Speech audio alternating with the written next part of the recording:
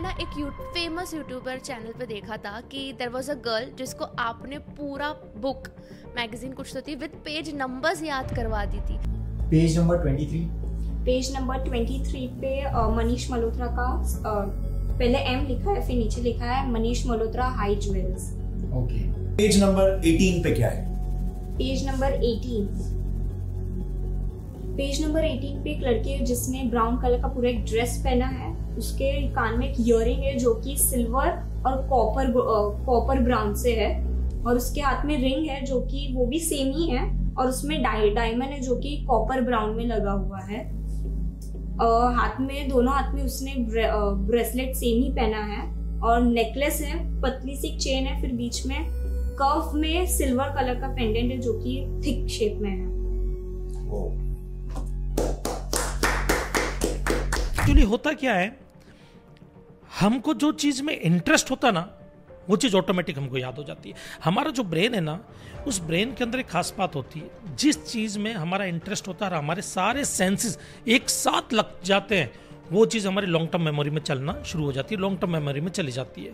Okay, मतलब ये पूरा ऐसे मैंने कभी सोचा ही नहीं था इस बेसिस पे मेरे पढ़ाई के टाइम पे कि ऐसे भी चीजें याद कर सकते हैं। फर्स्ट वाला आंसर दिखाना, तो एक तो क्लास के रैंकर, ऊपर से लड़की, ऊपर से खूबसूरत, तो हम जैसे लोगों को कभी कभी मौका मिलता था उनकी मदद करने का। जब हम चलते हैं तो तूफान चले जाते हैं, जब हम हंसते हैं तो मौसम बदल जाते हैं।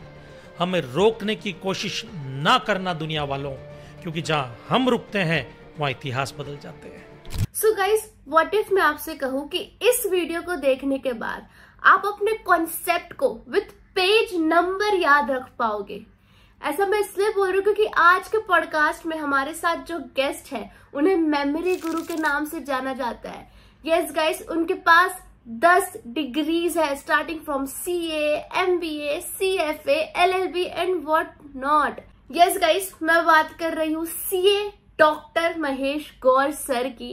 गाइस, इस वीडियो में हम आपके एग्जाम्स में आप कैसे एक्सेल कर सकते हो इसके बारे में तो बात करते ही है, बट टाइम मैनेजमेंट के बारे में भी बात करते हैं, चीजों को कैसे याद रख सकते हैं इसके बारे में भी याद करते हैं, and important thing is mental health, depression, family toxicity, relationships, breakup, इस सब के साथ कैसे डील करें आपके पढ़ाई के साथ साथ, इस पर भी हमने बात करी है क्योंकि सर एक कंसल्टेंट भी है। सो गाइस, इस पॉडकास्ट के थ्रू मुझे काफी सारी चीजें सीखने मिली है, and I am so sure आपको भी बहुत सारी चीजें सीखने मिलेगी। Sir, first of all thank you so much, आप अपना इतना प्रीशियस टाइम निकाल के हमारे ऑडियंस को गाइड करने के लिए आए हैं। मेरे पास आपके लिए बहुत सारे क्वेश्चंस हैं, बट सबसे इंटरेस्टिंग चीज जो मेरे को लगी है कि आपके पास 10 डिग्रीज है, उसमें से टॉप डिग्रीज है लाइक CA, MBA, एंड आपको मेमोरी गुरु के नाम से भी जाना जाता है।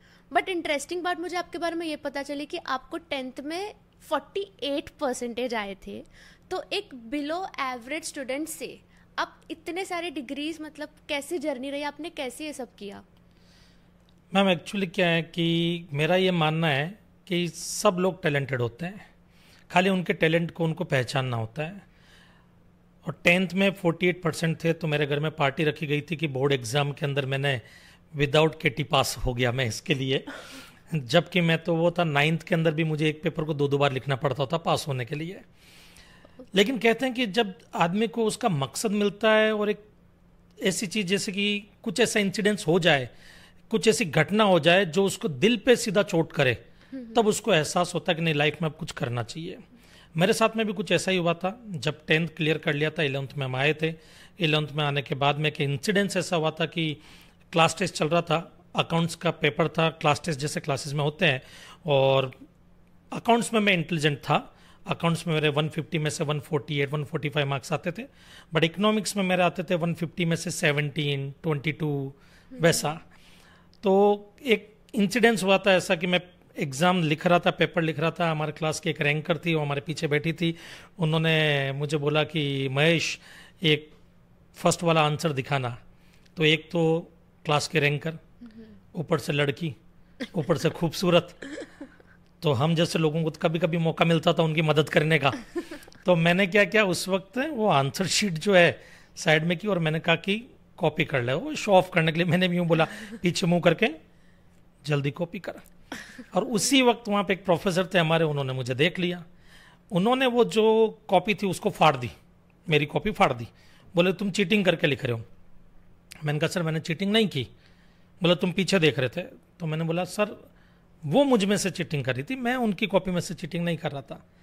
तो फॉर्मेलिटी के लिए प्रोफेसर ने पूछा उनसे कि क्या तुम इनमें से तुम महेश में से चीटिंग कर रही थी?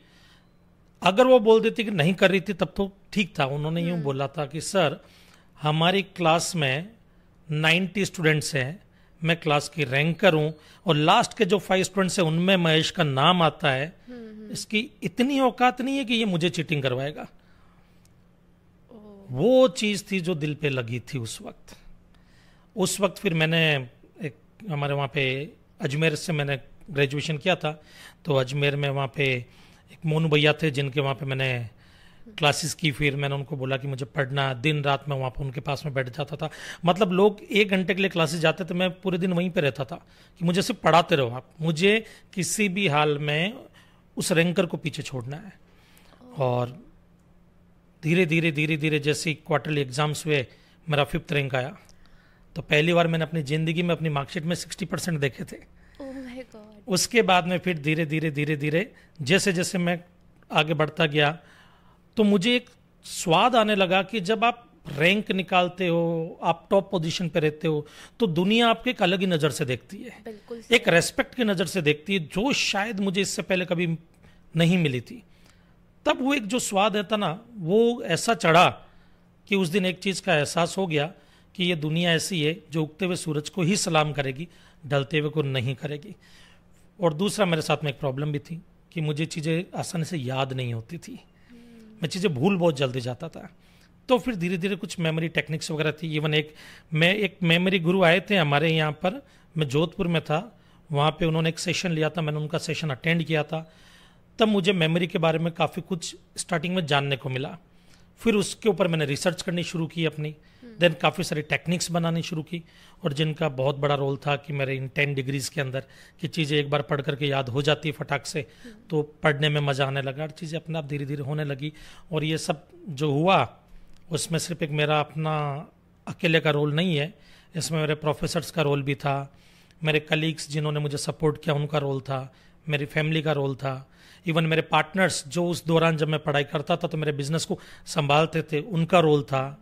तो इन सब के मिले जुले कंट्रीब्यूशन की वजह से ये 10 डिग्रीज आ पाई है। वाओ, आई मीन सर वो एक इंसिडेंट हमें उस टाइम पे आपको काफ़ी हर्ट हुआ होगा, बट उसके वजह से आज वो चीज़ आपको ट्रिगर कर गई and you are so successful. मैं तो आज भी थैंक यू बोलता हूँ उनको। बिल्कुल सर। तो सर आपने जैसे मेमोरी का जिक्र किया, तो मैंने ना एक फेमस यूट्यूबर चैनल पे देखा था कि देयर वाज अ गर्ल जिसको आपने पूरा बुक मैगजीन कुछ तो थी विद पेज नंबर्स याद करवा दी थी। स्टार्टिंग में मेरे को लगा था भाई ये तो स्कैम है, ऐसे थोड़ी ना होता है, उसको पहले ही 2-3 बताया होगा कि यही पूछना और उन्होंने यही पूछा होगा। बट अब मेरे को रियलाइज हो रहा है वो स्कैम नहीं था, आप सच में मेमोरी टेक्निक्स पढ़ाते हो। तो कुछ एक हाथ दो ऐसी ट्रिक हमारे ऑडियंस को बता सकते हो, क्योंकि हमारे सिलेबस बहुत वास्ट होता है, याद रखने में बहुत दिक्कत होती है। मैम एक्चुअली क्या है कि मेमोरी किसी की कमज़ोर नहीं होती। एक बहुत बड़ा मिथ है कि मेमोरी कमज़ोर होती है, मेमोरी किसी की कमज़ोर नहीं होती है। अगर मेमोरी कमज़ोर होती ना तो मैं आपको कुछ इंसिडेंट्स बताता हूँ। बचपन में कहानी पढ़ी होगी, आपने भी पढ़ी होगी, कछुए और खरगोश की। हाँ बिल्कुल। वो कहानी आज भी आपको याद है? क्या आपने हर साल उसको रिवाइज किया था कि कहीं भूल ना जाऊं? और जितनी ये ऑडियंस आपका ये पॉडकास्ट देख रही है उनको भी मैं 100% श्योर हूं कि सबको वो कहानी याद होगी। उन्होंने भी कभी रिवीजन नहीं किया उसका कि मुझे हर साल रिवाइज करना, कहीं भूल ना जाऊं। हम कोई मूवीज भी देखते हैं तो मूवीज हमारे को याद रहती है, ऐसा नहीं कि हम कोई मूवी जो है उसको रिवाइज करना हमारे को, तो मूवी जो है कहीं भूल ना जाए तो एक काम करते हैं, 1 साल पहले हमने ये मूवी देखी, इसको वापस से एक बार देख लेते हैं कहीं भूल ना जाए। ऐसा हम नहीं करते हैं। एक्चुअली होता क्या है, हमको जो चीज में इंटरेस्ट होता ना वो चीज ऑटोमेटिक हमको याद हो जाती है। हमारा जो ब्रेन है ना, उस ब्रेन के अंदर एक खास बात होती है, जिस चीज में हमारा इंटरेस्ट होता है हमारे सारे सेंसेस एक साथ लग जाते हैं, वो चीज हमारी लॉन्ग टर्म मेमोरी में चलना शुरू हो जाती है, लॉन्ग टर्म मेमोरी में चली जाती है। तो होता क्या है, हम मूवी देखते हैं, हम कहानी सुनते हैं, तो हमारा दिमाग जो है उसकी लॉन्ग टर्म मेमोरी एक्टिव होती है। क्यों होती है?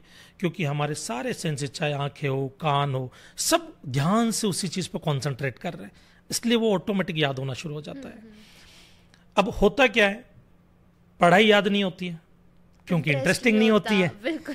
तो उसको इंटरेस्टिंग बनाना पड़ता है। तो मैंने जो टेक्निक्स बनाई है वो टेक्निक्स कुछ ऐसी है कि जिनसे पढ़ाई इंटरेस्टिंग हो जाती है, जिसमें कुछ फन होता है, हंसी मजाक होती है। इवन जैसे मैं यहाँ पे एक दो टेक्निक तो मैं बताता हूँ आपको।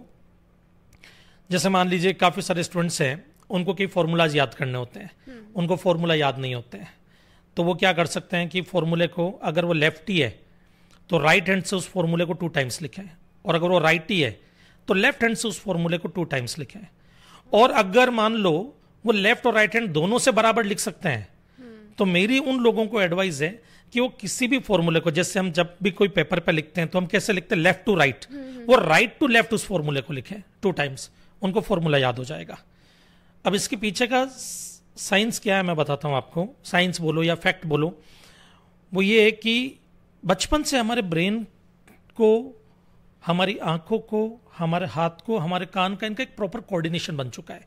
जैसे मान लीजिए मैं राइटी हूं, तो मेरी एक आदत है, मेरे ब्रेन, मेरा हाथ, मेरी आंखें सब इस चीज को लेकर के इतना कोऑर्डिनेट हो चुकी है कि जब कोई टीचर डिक्टेट करेगा या कोई भी शख्स डिक्टेट करेगा, उस वक्त मेरा कान सुनेगा और मेरा राइट हैंड उस चीज को प्रॉपर लिखेगा।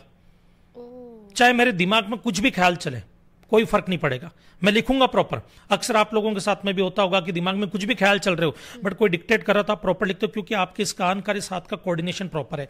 लेकिन अगर वही चीज आप लेफ्ट हैंड से लिखोगे तो लेफ्ट हैंड का आपके कान के साथ अच्छा कोऑर्डिनेशन नहीं है, क्योंकि आपने बचपन से उसे नहीं लिखा है, बराबर है। तब आपको फुल कंसंट्रेशन के साथ उस चीज को लिखना पड़ेगा, और कंसंट्रेशन के साथ में कोई भी चीज एक बार भी लिखोगे तो याद हो जाती है। और यहां पे तो मैंने 2 बार बोला है, तो वो तो डेफिनेटली याद होगी। बट इसमें कई बार क्या होता है कि कई लोगों को आदत होती है दोनों हाथों से बराबर लिखते हैं, बट दोनों हाथों से उन्होंने बराबर लिखा होगा, बट उन्होंने हमेशा लिखा कैसे, लेफ्ट टू राइट साइड में, राइट टू लेफ्ट कभी नहीं लिखा। वो राइट टू लेफ्ट जब फॉर्मूले को उल्टा लिखना शुरू करेंगे तो उनको फॉर्मूला याद हो जाएगा। ओके, मतलब ये पूरा ऐसे मैंने कभी सोचा ही नहीं था इस बेसिस पे मेरे पढ़ाई के टाइम पे कि ऐसे भी चीजें याद कर सकते हैं।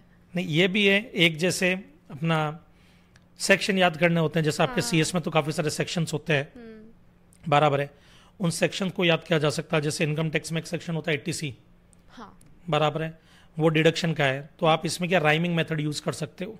राइमिंग मेथड में क्या होता है, उसको थोड़ा सा एक राइमिंग तरीके से किसी सेंटेंस के साथ एसोसिएट कर लो। अब 80C में डिडक्शन बताए जाते हैं जिसे टैक्स से होता है, बराबर है, तो आप इसको ऐसे कर सकते हो, सेक्शन 80C सेविंग का की, बराबर है वो। तो ये जो चीजें होती है ये आप राइमिंग मेथड यूज कर सकते हो। और इसके अलावा भी अलग अलग टेक्निक्स है, जिसके लिए एक यूट्यूब चैनल है हमारा CA डॉक्टर महेश गौड़, उसमें हमने खूब सारी टेक्निक्स डाल रखी है। एसोसिएशन टेक्निक होती है, मेमोरी पैलेस टेक्निक होती है, जिनसे चीजें आप बहुत जल्दी याद कर सकते हो। कोई स्पीच याद करनी हो, लॉन्ग आंसर कैसे याद होते हैं उसकी टेक्निक अलग होती है, फॉर्मूलाज की टेक्निक अलग अलग, फॉर्मूला की अलग अलग टेक्निक्स होती है।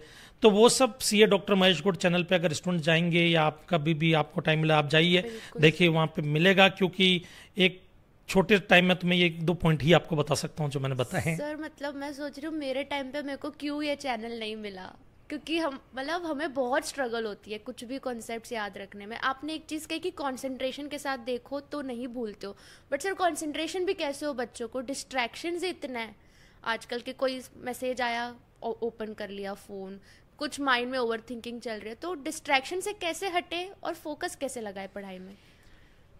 मैम यहाँ पे मैं एक चीज़ और भी क्लियर करना चाहूँगा इस पॉइंट के साथ साथ में, कि मेमोरी जो है ना, जिससे आप मेमोरी टेक्निक से आप चीज़ें याद करते हो, वो आपको तभी याद होगी जब आपने कॉन्सेप्ट के साथ में उसको एक बार अच्छे से पढ़ा हो, तो वो टेक्निक काम आएगी। कई बार स्टूडेंट्स को लगता है कि मेमोरी टेक्निक से हम रट्टा मार लेते हैं, रट्टा मार करके आप अपना करियर नहीं बना पाओगे।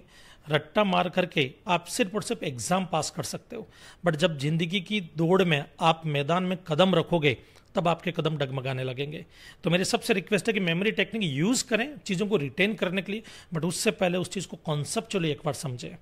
और जैसा कि मैडम अभी आपने बताया मुझे कि सर फोकस कैसे करें या डिस्ट्रक्शन बहुत है, ये कॉमन क्वेश्चन है और एक कॉमन प्रॉब्लम बोल सकते हैं, कॉमन प्रॉब्लम है आज के टाइम की। इससे बचने का एक ही सबसे बढ़िया तरीका है, आज के टाइम में सोशल मीडिया का डिस्ट्रक्शन सबसे ज्यादा है। बिल्कुल। इवन मैं अगर स्टूडेंट्स के छोड़ो, मैं तो अपनी बात करता हूँ। एक दिन मैं सडनली बैठा था, मैं रील्स देख रहा था, देखते देखते मुझे एक केस स्टडी करना था, तो मैं उस केस की स्टडी करते करते सडनली मोबाइल पे फ़ोन आया, फ़ोन रखा तो एकदम से इंस्टाग्राम चालू हो गया, फिर रील 1 2 3 4 कब आधा घंटा चला गया पता ही नहीं चला। देन मुझे पता लगा अरे 30 मिनट्स चले गए। तब मुझे एहसास हुआ कि ये प्रॉब्लम से कोई नहीं बचा हुआ है। इससे एक ही तरीका बचने का, आप अपने सोशल मीडिया जितनी भी ऐप आपके मोबाइल में, अगर आप पढ़ाई करना चाहते हैं और अच्छे से पढ़ाई करना चाहते हैं और ये जो सोशल मीडिया का डिस्ट्रक्शन है इनसे बचना चाहते हैं, बेस्ट आइडिया अपने मोबाइल से सोशल मीडिया की सारी ऐप डिलीट कर दो। अब आपका एक क्वेश्चन होगा, सर ऐप डिलीट कर देंगे, यूट्यूब डिलीट कर देंगे, इंस्टाग्राम डिलीट कर देंगे, तो सर कल को हमको हमारे सब्जेक्ट से रिलेटेड कुछ पढ़ना रहा तो हम क्या करेंगे? बराबर है।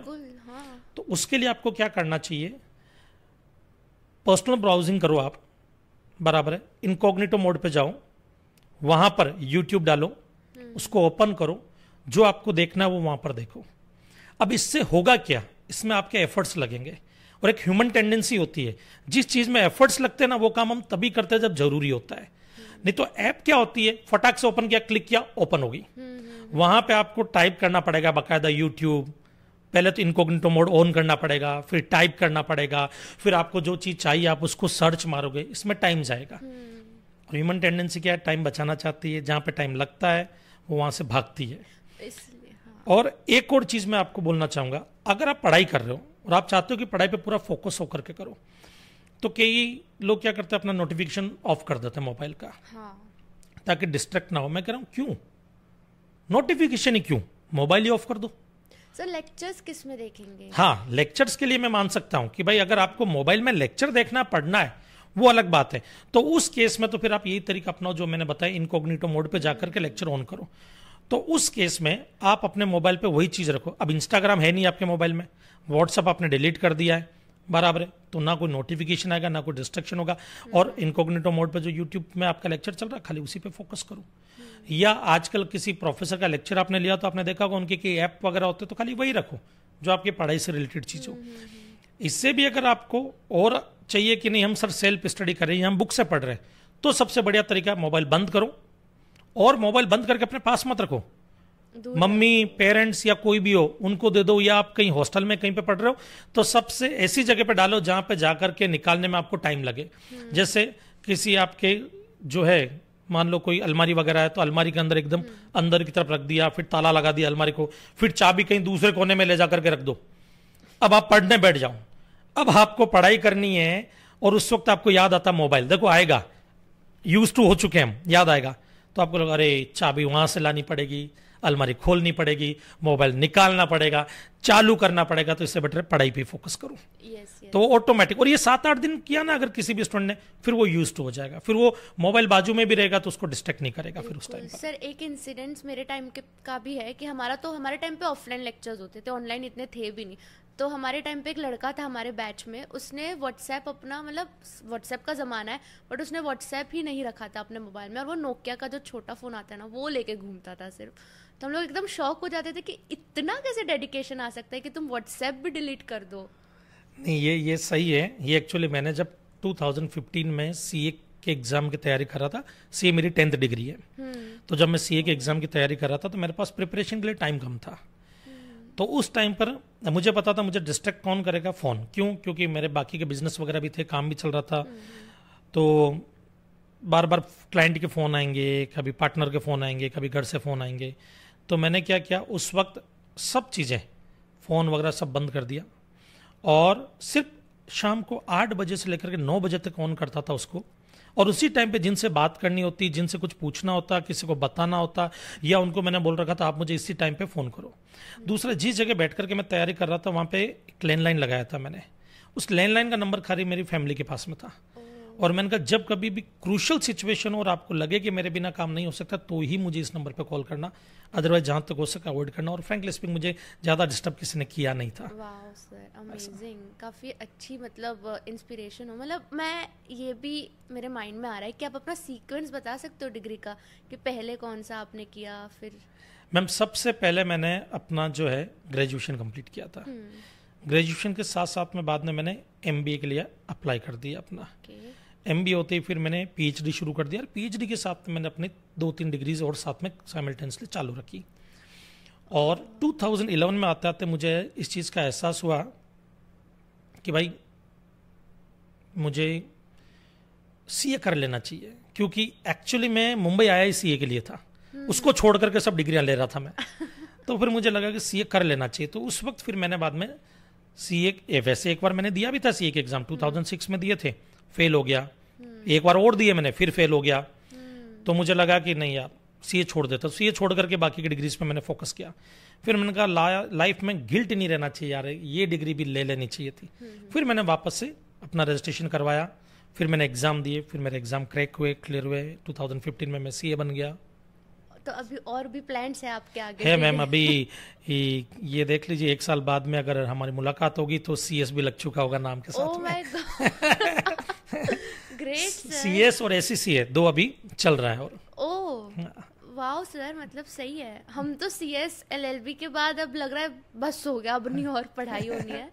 अमेजिंग। बट सर इस सब में क्या होता है ना, जैसे आप सीएस दे रहे हो तो बच्चे पढ़ तो लेते हैं, बट एग्जाम देने जाते हैं ना, पूरा पेपर अटेम्प्ट नहीं कर पाते, टाइम मैनेजमेंट ही नहीं हो पाती। तो कैसे करना चाहिए, टाइम मैनेजमेंट को कैसे डील करें? मैम एक्चुअली क्या है, जब आप एग्जाम की प्रिपरेशन कर रहे हैं, मैं जितने भी स्टूडेंट्स उन सबको कहना चाहूँगा, आप अपने एग्जाम की प्रिपरेशन करें तो कुछ गलतियाँ करते हैं हम, जो एग्जामिनेशन हॉल में करते हैं, वो गलतियाँ ना दोहराएं, पेपर पूरा टाइम पर कंप्लीट होगा। पहले तो मैं वो गलती बताना चाहूँगा जो एग्जामिनेशन से पहले आप लोग करते हो। वो क्या होता है, आपने राइटिंग प्रैक्टिस नहीं की। कई बार स्टूडेंट्स क्या करते हैं, राइटिंग प्रैक्टिस ही नहीं करते, वो राइटिंग प्रैक्टिस सीधा एग्जामिनेशन हॉल में ही करते हैं। हाँ।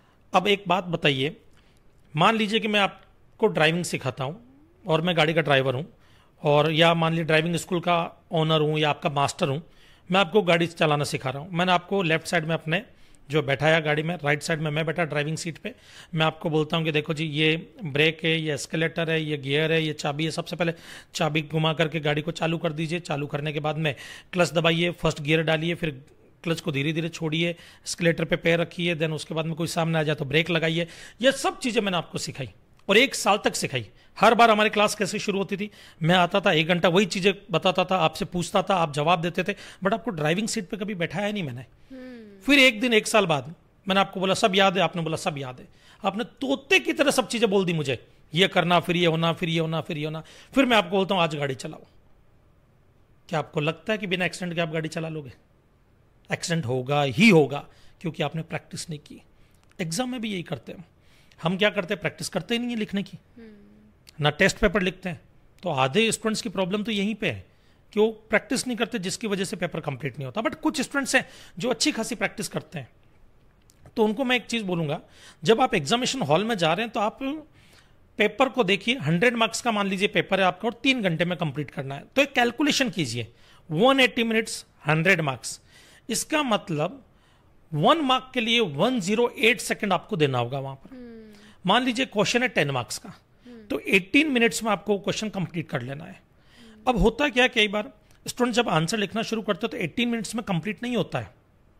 तो जब वो 18 मिनट्स में कंप्लीट नहीं होता तो वो लंबा भी जाता है, 20 मिनट्स चला जाता है, 22 मिनट्स चला जाता है। बट आप 22 मिनट्स का मतलब 30 मिनट्स भी दोगे तो मिलने वाले मैक्सिमम 10 ही मार्क्स हैं, उससे ज्यादा नहीं मिलेंगे। तो 18 मिनट्स के बाद में आपको क्या करना चाहिए, उस क्वेश्चन को छोड़ दो, जितना अटेंड किया उतना ठीक है, नेक्स्ट पे जंप मार लो। अब आपको 10 क्वेश्चन सॉल्व करने, मान लो हर क्वेश्चन आपका 10 मार्क्स का है, हर एक को आपको 18 मिनट्स देने हैं, और आप कोई भी क्वेश्चन को प्रॉपर नहीं कर पाए मान लीजिए, तो आपने 10 क्वेश्चन तो अटेंड किए पूरे के पूरे, मान लीजिए आपको 7 मार्क्स मिलेंगे, एक क्वेश्चन का आंसर जो लिखा 7 मार्क्स, क्योंकि आपने प्रॉपर पूरा अटेंड नहीं कर पाए, तभी 70 मार्क्स मिले आपको। अगर आपने 18 मिनट से ज्यादा का टाइम दिया, मान लीजिए आप 25 मिनट्स एक एक क्वेश्चन में दे रहे हैं और आपने मान लीजिए कि 6 क्वेश्चन अटेंड किए, तो मैक्सिमम 60 ही मिल सकते हैं आपको, उससे ज्यादा नहीं मिल सकते हैं। तो किसी भी एक कुछ सेलेक्टेड क्वेश्चन को अच्छे से अटेंड करने की बजाय पूरा पेपर अटेंड करने पे फोकस करें, पॉइंट नंबर 1। पॉइंट नंबर 2, जिस पेन से आपने पूरे साल मेहनत की है, एग्जाम में वही पेन यूज करें।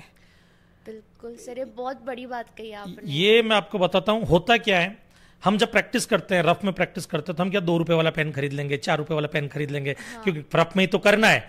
तो अब हमारा हाथ यूज टू उस पेन के हो चुका है। अब आप एग्जाम में एक 10 रुपए वाला पेन खरीदेंगे, नया पेन, हाँ एग्जाम में आप 10 रुपए वाला पेन खरीदेंगे, उस पेन से आप लिखेंगे, जो आपकी उंगलियां उस पेन के यूज टू नहीं है, तो वहां पे एडजस्ट होने में करने में टाइम जाता है। कई बार कुछ इंपॉर्टेंट पॉइंट्स आपको लिखने होते हैं या मार्क करने होते हैं, तो आप क्या करते हैं, दूसरे कलर का पेन यूज कर लेते हैं, पेंसिल यूज करते हैं। नहीं, भाई आपको एग्जामिनर को अगर इंपॉर्टेंट पॉइंट बताना तो जिस पेन से लिख रहे हो उसी पेन से हाईलाइट कर दो, नीचे 2 अंडरलाइन बना दो ताकि टाइम बचेगा आपका। वो बहुत जरूरी है वहां पर। और पेन चेंज करने के लिए मैं इसलिए भी ना बोलता हूं, पूरे साल मैंने आप लोगों को प्रैक्टिस करवाई, मान लो पिस्टल चलाने की, और जब युद्ध हुआ तो मैंने आपके हाथ में बंदूक दे दी कि जाओ लड़ो। तो आपको तो प्रैक्टिस ही पिस्टल की है, तो बंदूक से आप उतना अच्छा निशाना नहीं लगा सकते जो पिस्टल से लगा सकते हो। तो यहां पे जिस पेन से पूरे साल पढ़ा वही पेन आपके काम आना चाहिए, वही पेन आपके काम आएगा और वही पेन आपको यूज करना चाहिए एग्जाम में। ओके, बिल्कुल सर, बहुत बेसिक चीज़ है बट बच्चे भूल जाते हैं एंड जिसके चलते हाइप होके वो लोग कुछ अटेम्प्ट भी नहीं कर पाते। एंड सर मतलब ये सारी चीज़ें तो हमने एकेडमिक वाइज बात की, बट आपसे काफ़ी मेंटल हेल्थ रिलेटेड भी मुझे बातें करनी है। फॉर इंस्टेंस काफ़ी बच्चे होते हैं जिनकी फैमिली टॉक्सिक होती है, कंपैरिजन करते हैं बच्चे, इसके चलते सुसाइड्स भी करने का सोचते हैं। एंड मेरे को सर आप मानोगे नहीं, इतने डीएम्स आते हैं स्टडी डाउट्स को लेके, जितने नहीं आते होंगे उतने मेंटल हेल्थ को लेके, फैमिली इश्यूज़ को लेके, कंपैरिजन को लेके आते हैं। तो आजकल के यूथ में ना ये बहुत बड़ा कंसर्न हो चुका है। तो जिसकी फैमिली टॉक्सिक हो, जो कंपेयर कर रहे हैं, अपने बच्चों की वैल्यू नहीं कर रहे, ऐसे टाइम पे वो कैसे पढ़ाई करेंगे सर? तो मैम इसका एक परफेक्ट आंसर मैं नहीं दे सकता। अलग अलग सिचुएशन, अलग अलग हालात में अलग अलग जो है सोल्यूशन होते हैं इनके। जैसे एक छोटा सा एग्जांपल ले लेते हैं। मान लीजिए कि कोई फैमिली ऐसी है जो टॉक्सिक है और वो अपने बच्चों को प्रेशराइज कर रहे हैं, किसी भी चीज़ को लेकर के कंपेयर कर रहे हैं या किसी चीज़ को लेकर के डांट रहे हैं। तो मान लेते हैं वो कभी अच्छा बर्ताव करते हैं बच्चों के साथ में और कभी बुरा बर्ताव करते हैं बच्चों के साथ में। तो उस वक्त मैं ये बोलूँगा स्टूडेंट्स को कि हमको ये समझना चाहिए कि आफ्टर ऑल वो हमारी फैमिली है, वो हमारे लिए बुरा तो कभी नहीं सोचेंगे। खास तौर से हमारे पेरेंट्स, वो हमारे लिए कभी बुरा नहीं सोचेंगे। तो उस वक्त उनकी उस बात को सुन करके जहाँ तक हो सके दिल पे नहीं लेना चाहिए, इग्नोर कर देना चाहिए, ताकि आप दिल पे लोगे तो आपको तकलीफ होगी। पॉइंट नंबर 2, बट कुछ पेरेंट्स ऐसे होते हैं जो इतने ज्यादा टॉक्सिक होते हैं कि उनको तो अपने बच्चों में विलेन दिखता है। हर जगह पे कंपैरिजन शुरू हो जाता है। देखो शर्मा जी का बेटा क्या कर रहा है, देखो वर्मा जी की बेटी क्या कर रही है, तुमने अभी तक कुछ भी नहीं किया, तुमने ये नहीं किया। तो वहां पे 2 चीजें हो सकती है। पहला सोल्यूशन तो ये है कि देखो एक चीज याद रखना, जिस इंसान के पास में जो होता है वो आपको वही दे सकता है। मान लीजिए कि अगर मेरे पास में दूध का गिलास है और दूध भरा पड़ा है, उसमें दूध है मेरे पास में, आप आए कि सर मुझे कुछ पीने के लिए चाहिए, तो मैं आपको कोल्ड ड्रिंक नहीं दे सकता, मेरे पास दूध है, मैं वही आपको ऑफर कर सकता हूं कि दूध पीजिए आप। अब आपकी फैमिली में अगर मान लो आपके पेरेंट्स जो है आपको हर चीज पे डांटते हैं, कंपेयर करते हैं, तो हो सकता है उनका पास्ट एक्सपीरियंस वैसा रहा हो सकता है उनके पेरेंट्स उनके साथ वैसा ही करते हो सकता है उन्होंने वही माहौल देखा हुआ हो सकता है कि वो इतने ज्यादा एजुकेटेड या इन चीजों को फेस नहीं किया जो आज के करंट टाइम में चल रही है। तो उनको लगता है कि उन्होंने जो किया या जो देखा है वही फ्यूचर है और वही आगे तुम्हारे साथ होने वाला है, इसलिए शायद उनको लेकर के उनका बर्ताव वैसा है।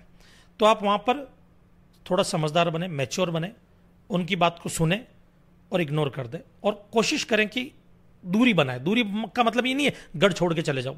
दूरी बनाने का मतलब है कि मान लो आपको लगता है पिताजी हर बात पे यूं टोकते हैं, डांटते हैं, तो उनसे कम मुलाकात करो। दूसरे रूम में आप बैठो, पिताजी हॉल में बैठे आप रूम में बैठ जाओ, पिताजी रूम में बैठे आप हॉल में आके बैठ जाओ, बराबर। जहां तक हो सके थोड़ा सा डिस्टेंस मेंटेन करो, जिसकी वजह से ये प्रॉब्लम सॉल्व हो सकती है। या फिर ओवर टॉक्सिक अगर पेरेंट्स, तो उनको एक प्यारा सा रिप्लाई करो। अगर आपको कोई आपके पेरेंट्स बोलते हैं शर्मा जी का बेटा ये, वर्मा जी की बेटी ने ये कर लिया, तुम क्या कर रहे हो अपनी जिंदगी में, तो उनको बड़े प्यार से बोलने का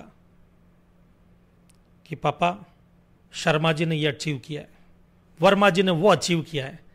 आप अगर उनके बच्चों की बात करें तो मैं उनके बच्चों के जैसा बनने की कोशिश कर रहा हूं, आप उनके पिताजी की तरह बनने की कोशिश कीजिए, आप उनकी माता जी की तरह बनने की कोशिश कीजिए। तब उनको रियलाइज होगा कि हाँ, कंपेयर करना जो है वो सही नहीं है और फ्रैंकली स्पीकिंग कंपैरिजन होना ही नहीं चाहिए। और मैं यहाँ पे पेरेंट्स को भी एक बात कहना चाहूंगा, यहाँ पर बच्चों को समझो आज के टाइम में, क्योंकि आज का जो कॉम्पिटिटिव माहौल है ना, बच्चों को प्रेशराइज मत कीजिए। आप प्रेशर डालोगे वो वैसे ही दबे हुए हैं आज की इस कंपटीशन माहौल में, ऊपर से आपका प्रेशर वो हैंडल नहीं कर पाएंगे। क्योंकि अगर उनको आगे बढ़ना है, उनको कुछ अचीव करना है, उनको अपनी जिंदगी में कामयाब होना है, तो सबसे पहले जरूरी है कि उनके दिमाग से ये बोझ उतार दीजिए। ये मेरा सपना है, ये तुम्हारी माँ का सपना है, ये तुमको करना है। क्योंकि मैं आपको एक बात बताना चाहता हूं, जब फ्लाइट उड़ती है ना, तो उसमें भी अगर बैगेज बहुत ज्यादा है तो फ्लाइट ढंग से नहीं उड़ सकती है। तो फ्लाइट के जो है ऑनर वगैरह या फ्लाइट कंपनी जो है वो आपको पहले ही बोल देगी कि भाई बैगेज कम कीजिए, ये कार्गो में जाएगा, ये कार्गो में जाएगा, इस बैगेज को इस फ्लाइट के साथ में नहीं भेजेंगे, पीछे से आएगा आपका ये बैगेज दूसरी किसी फ्लाइट में। क्यों? क्योंकि उनको भी पता है कि वजन के साथ में आप मंजिल तक नहीं पहुंच पाओगे। आपने अगर अपने बच्चों के दिमाग में अपनी जो है ख्वाहिशों का वजन बहुत ज्यादा डाल दिया तो वो वजन इतना ज्यादा हो जाएगा कि वो उस मंजिल तक पहुंच ही नहीं पाएगा। उसको फ्री कर दो एकदम, बेटा तुझे जो बनना बन, हमारा सपोर्ट तेरे साथ में है, तुझे कुछ चाहिए वो बोल, हम यहां पे तुझे सपोर्ट करेंगे, हमारे सपने नहीं, तू तेरे सपने पूरे कर, वो अपनी मंजिल को पालेगा। जरूरी नहीं है कि किसी के 95% मार्क्स आए हैं तो उसको साइंस ही लेना चाहिए। कई बार होता है पेरेंट्स क्या देखते हैं, बच्चे के 95% मार्क्स आए, इसको साइंस में दे दो, डॉक्टर बनाओ, हाँ इसको डॉक्टर बनाएंगे, इसको इंजीनियर बनाएंगे। क्यों? आपका बच्चा आर्ट्स लेना चाहता है तो 95% वाला आर्ट्स क्यों नहीं ले सकता, कॉमर्स क्यों नहीं ले सकता? बिल्कुल ले सकता है। उसको वो करने दो जिसमें वो बेस्ट है और वो कर सकता है और उसको करने में अच्छा लगता है, मजा आता है, तो फिर लाइफ में मजा आएगा और वो कुछ अचीव कर पाएगा। सर मैं तो काफी सारे साइंस स्टूडेंट्स को जानती हूँ जो कॉमर्स में आ चुके हैं बाद में कि यार अभी साइंस में कुछ है नहीं, चलो CS कर लेते हैं। सर आपने बहुत अच्छी बात कही, बट पता है हम ऐसे बोलते हैं कि काफ़ी डेवलप्ड हो चुकी है दुनिया, बट वो एक डायलॉग था ना जया किशोरी मैम का कि देखो आजकल की लड़कियां चांद पे जाती है, बट पहले 2 पराठे बना के जाओ, नाश्ते बना के जाओ, फिर तुम चांद पे जाओ। तो ये सीन भी बहुत चलता है कि लड़की कितनी भी आगे बढ़ जाए बट तुमको अगर घर का नहीं तुम कुछ करे तो तुम कुछ भी नहीं हो, ऐसे भी काफ़ी बार लेबल किया जाता है। देखो मैम, क्वेश्चन आपका एकदम सही है और ये चीज़ गलत है कि ऐसा नहीं होना चाहिए। एक तरफ तो हम बोलते हैं लड़का लड़की जो है दोनों एक जैसे होने चाहिए, ये छोड़िए, मैं तो आपको इंसिडेंट्स बताता हूँ। मैं जब कई बार काउंसलिंग करता हूँ तो कई लोग आते हैं, जैसे किसी की नई नई शादी हुई है, लड़की जो है मान लेते हैं कंपनी सेक्रेटरी है एक पल के लिए, लड़का जो है वो इंजीनियर है, शादी हो गई, लड़की उससे पहले अच्छा खासा अपने ड्रीम्स पूरे कर रही थी, जॉब कर रही थी, प्रैक्टिस कर रही थी, सब कुछ। शादी के बाद में उसके ऊपर इतना प्रेशराइज कर दिया जाता है कि भाई तू बहू है तो तुमको ही काम करना है। अब बेटा भली ऑफिस से आएगा, उसके बारे में बोला जाएगा भाई बेटा थका आ रहा है, इसको थोड़ा आराम करने दो। बहू ऑफिस से जाएगी, इतना देर कर दिया तुमने ऑफिस से आने में, फटाफट खाना कौन बनाएगा, खाना बनाओ। क्यों भाई? यहां पे जो है ना कोऑर्डिनेशन, कोऑपरेशन दोनों की बहुत जरूरत है। हस्बैंड वाइफ दोनों को एक दूसरे का साथ देना पड़ेगा। अगर वैसा नहीं करेंगे तो रिश्ता लंबा नहीं टिक पाएगा। आपने देखा होगा इसी वजह से आजकल डिवोर्स बहुत ज्यादा हो रहे हैं। बिल्कुल, डिवोर्स ज्यादा होने का कारण यही है। रिलेशनशिप जो होता ना उसका नाम ही एडजस्टमेंट होता है। हर आदमी प्रॉपर नहीं होता है। देखो ये एक हाथ है, ये एक हाथ है, जब ये हाथों में गैप है ना वो फिल करेंगे ना तब जाकर के ये मजबूती बनेगी। और वो फिल करने के लिए एडजस्टमेंट करना पड़ेगा। अगर ये उंगलियां आपस में यूं टकराने लग जाएगी तो ये कभी भी गैप फिल नहीं कर पाएगी। उसके लिए इनको आगे पीछे होकर के एडजस्ट करना ही पड़ेगा। तो ये बहुत जरूरी है, ये नहीं होना चाहिए। लड़का हो या लड़की हो, बेटा हो या बहू हो, बेटी हो बेटा हो, सब एक जैसे ही होने चाहिए और सबका एक सेम ट्रीटमेंट होना चाहिए। और आने वाले जनरेशन में चेंज आएंगे मैडम। क्यों आएंगे? क्योंकि अभी वाली जो जनरेशन है ना उसमें एक ऐसा माहौल देखा है उन्होंने पास्ट में कि बहू को काम करना चाहिए, बेटे को प्रायोरिटी देनी चाहिए, या बेटा बेटी घर में तो बेटा हमारा वंश आगे बढ़ाएगा उसको प्रायोरिटी देनी चाहिए। बट धीरे धीरे वो चेंज हो रहे हैं, चीजें चेंज हो रही है और आने वाली जनरेशन में पूरी चेंज हो जाएगी ऑलमोस्ट। बिल्कुल सर, आपने रिलेशनशिप का जिक्र किया तो क्या हो रहा है ना आजकल बच्चे जो है, अब यूथ है, हार्मोन्स ऊपर नीचे हो रहे हैं तो वो लोग भी रिलेशनशिप में आते हैं, ब्रेकअप होता है, ये सब चीजें की वजह से डिप्रेशन में जाते हैं, फिर पढ़ाई अफेक्ट होती है। इसके बारे में ना कोई कोचिंग में बताया नहीं जाता, कोई क्लासेस में नहीं बताया जाता, तो वो मन ही मन इस चीज़ से डील कर रहे होते हैं। इसमें आप कुछ बोलना चाहोगे कि कैसे सिचुएशन से निकले? मैम देखिए, रिलेशनशिप जो है चाहे बॉयफ्रेंड गर्लफ्रेंड का हो, चाहे दोस्त का हो, चाहे हस्बैंड वाइफ का हो, 2-3 बातें अगर वो ध्यान रखेंगे तो उनके रिलेशनशिप में कोई प्रॉब्लम नहीं आएगी। पहली बात कि जब कभी भी मन मुटाव हो, मान लो हस्बैंड वाइफ में झगड़ा हो गया या दोस्तों में झगड़ा हो गया, बॉयफ्रेंड गर्लफ्रेंड में झगड़ा हो गया, तो आप ये देखो जिस बात पे झगड़ा हुआ वो बात इंपॉर्टेंट है या वो इंसान इंपॉर्टेंट है। बात इंपॉर्टेंट है तो इंसान को भूल जाओ, इंसान इंपॉर्टेंट है तो बात को भूल जाओ। पॉइंट नंबर 2, आज के यूथ में मैच्योरिटी कम है, ईगो पे रिलेशन में ईगो ले आते हैं। अगर रिलेशन में ईगो आएगा तो वो रिलेशन ज्यादा लंबा नहीं चलेगा। मैच्योरिटी लेकर के आओ। मैच्योरिटी का मतलब क्या होता है? कब हमको बोलना चाहिए, कब हमको शांत रहना चाहिए, कब हमारे को झुक जाना चाहिए और कब हमारे को सीधा खड़ा रहना चाहिए।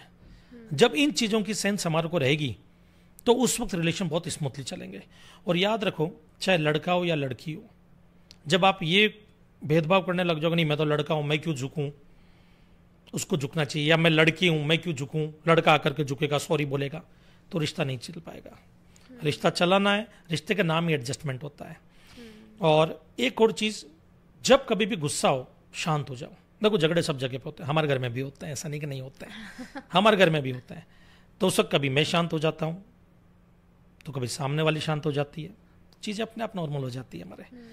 और देखो आफ्टर ऑल अगर आप प्यार करते हो एक दूसरे से तो सिर्फ पल भर का गुस्सा होता है जो रिश्ता खत्म कर देगा।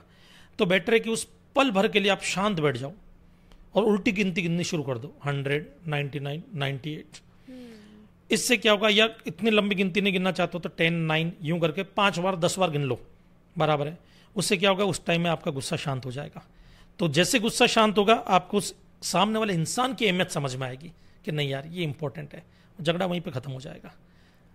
या उठ करके चले जाओ, कोई बात बुरी लगी हो तो आपको लगता है कि आप कंट्रोल नहीं कर पाओगे, उठ करके दूसरे रूम में चले जाओ, खत्म हो जाएगी, प्रॉब्लम ही खत्म हो जाएगी, झगड़ा ही नहीं होगा, बात ही आगे नहीं बढ़ेगी। देखो ताली तभी बजेगी जब दोनों हाथ टकराएंगे।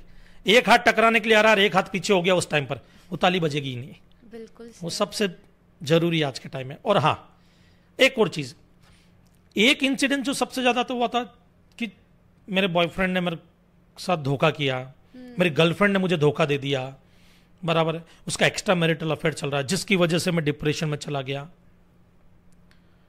तब मैं उनको एक ही एडवाइस देना चाहता हूं, इसमें डिप्रेशन में जाने वाली बात ही नहीं है, इसमें सेलिब्रेट करने वाली बात है। क्यों, मैं बताता हूं।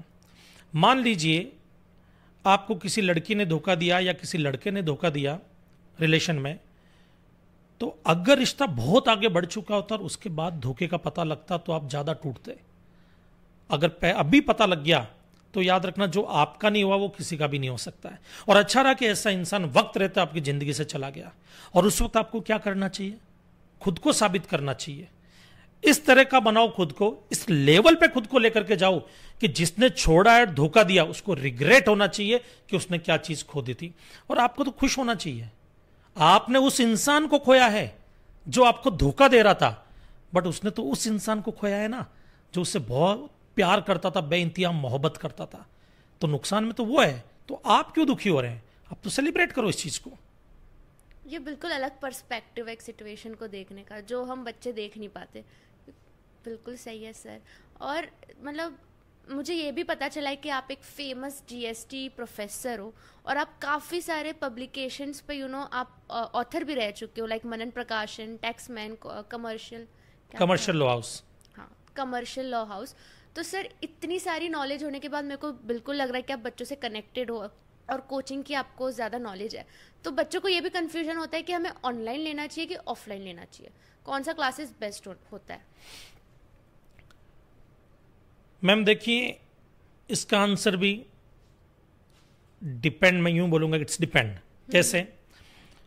अगर मान लीजिए आप जॉब करते हैं, आपका शेड्यूल बहुत टाइट है, बिजी है, तो आप ऑनलाइन लेक्चर लीजिए।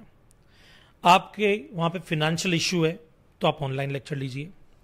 लेकिन आपके पास फाइनेंशियल इशू भी नहीं है, आपके पास अच्छा खासा टाइम है, तो फिर आप offline lecture face to face पढ़िए, क्योंकि उसका मुकाबला नहीं हो सकता है। वहां पे क्या होता है कि आप प्रोफेसर से डाउट इमीडिएटली पूछ सकते हैं, दो स्टूडेंट से डाउट पूछते हैं तो उनका डाउट्स भी आप सुनते हैं, तो उससे भी आपके कॉन्सेप्ट क्लियर होते हैं। तो बेस्ट तो वही है। बट अगर जॉब कर रहे हैं, टाइम का इशू है, फाइनेंशियल इशू है, तो फिर आप ऑनलाइन जा सकते हैं। बिल्कुल सर, मैं भी ना बच्चों को यही सजेस्ट करती हूँ कि अगर आपके अंदर खुद से डिसिप्लिन और कमिटमेंट है तो ऑनलाइन देखो, क्योंकि ऑनलाइन में ना कोई रियल में प्रोफेसर आपको देख नहीं रहा है, तो आप तभी लेजी हो जाते हो, सो जाते हो। तो ये सारी चीज़ें अगर आप कंट्रोल कर सकते हो तो ऑनलाइन देखो, वरना ऑफलाइन बेस्ट है। तो सर बहुत कुछ सीखने मिला मेरे को इस पॉडकास्ट से, लाइक बहुत सारी चीज़ें अलग पर्सपेक्टिव से मैंने देखी, और ऐसा लग रहा है कि यार हम फालतू में इतना दुखी होते हैं, अच्छे से अपनी लाइफ जी जा सकती है। तो लास्ट में जाते जाते आप हमारे जो ऑडियंस है उनको कुछ एडवाइस देना चाहते हो कि कैसे, मतलब डिप्रेशन कोई अगर डील कर रहा हो तो उससे कैसे मूव ऑन करे, या फिर अपने पढ़ाई पे कैसे फोकस करे और करियर पे ध्यान दे? डिप्रेशन एक ऐसी चीज है जो आज के यंग ब्लड में बहुत ज्यादा हो रहा है। डिप्रेशन के अलग अलग रीजन होते हैं, कई बार पढ़ाई रीजन हो सकती है, कई बार फैमिली प्रेशर रीजन हो सकता है, कई बार ये ब्रेकअप वगैरह जो होते हैं रिलेशनशिप में, ये भी रीजन हो सकते हैं। डिप्रेशन में जो लोग रहते हैं ना, उनकी सबसे बड़ी प्रॉब्लम पता क्या है? वो खुद को एक अंधेरे कमरे में बंद कर लेते हैं, अकेले में रहना पसंद करते हैं, जो सबसे बड़ी गलती है उनकी। अगर आपको हकीकत में डिप्रेशन से बाहर निकलना है ना, तो आपको लोगों से मिलना होगा। आप लोगों से मिलो, उनसे बातचीत करो, खुद को काम में बिजी रखो। उसका सबसे बड़ा रीज़न मैं बताता हूँ क्यों मैं ऐसा बोल रहा हूँ। मान लीजिए कि कोई इंसान डिप्रेशन में है, तो उसके दिमाग में जो बात है ना, वही बात बार बार घूमती रहेगी, क्योंकि नई बात तो उसके दिमाग में जा ही नहीं रही है। बट वो जब 10 तरह के लोगों से मिलेगा, 10 अलग अलग लोगों से मिलेगा, अपने यार दोस्तों से मिलेगा, तो कई नई चीज़ें उसके दिमाग में जाएगी। तो जो पुरानी चीज़ें हैं वो निकलनी शुरू होगी दिमाग से। जब अपने आप को काम में बिजी कर लेगा, तो उस टाइम पर उसका माइंड उन चीज़ों के बारे में जो डिप्रेशन की वजह बनी, उन चीज़ों के बारे में सोचना कम कर देगा। तो जब वो सोचना कम कर देगा, धीरे धीरे वो डिप्रेशन से बाहर आने लगेगा। लेकिन आजकल क्या करते हैं, हम मोबाइल में रहते हैं, दोस्त मोबाइल पे बात करेंगे, मिलना है मोबाइल पे वीडियो कॉल कर लेंगे। तो ये गलत है। पहले के टाइम में आपने देखा लोग इतने ज़्यादा डिप्रेशन में नहीं रहते थे।